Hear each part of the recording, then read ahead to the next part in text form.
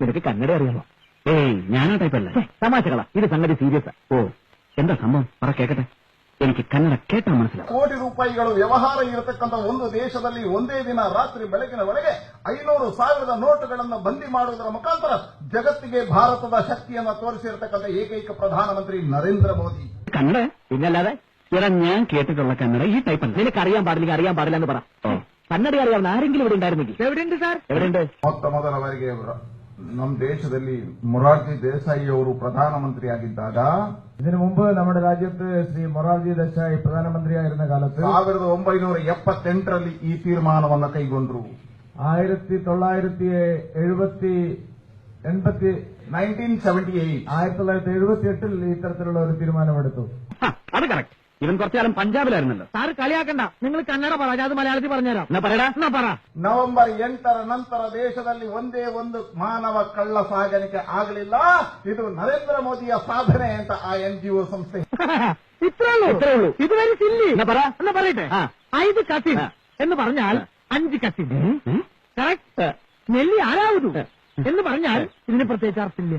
ಹೇಳಿದೆ ಕಳ್ಳ ಮಾನವ ಸಾಗಾಟ, ಹೆಂಗಸರ ಸಾಗಾಟ, ಮಹಿಳೆಯರು ವಿದೇಶಕ್ಕೆ. ഈ ഒരു പ്രധാനപ്പെട്ട NGO ഈ രാജ്യത്ത് പ്രവർത്തിക്കുന്ന ഒരു ഇനി ഒബ്രു മധു എന്ന് പറഞ്ഞാൽ മധു. ആ മധു ഇല്ല, ഇത് മദ്യം. ഒബ്രു എന്ന് പറഞ്ഞാൽ കർണാടക സ്റ്റേറ്റിൽ മാത്രം കണ്ടുവരുന്ന ഒരു തരം ബ്രാൻഡിയാണ്. Only for sale in Karnataka.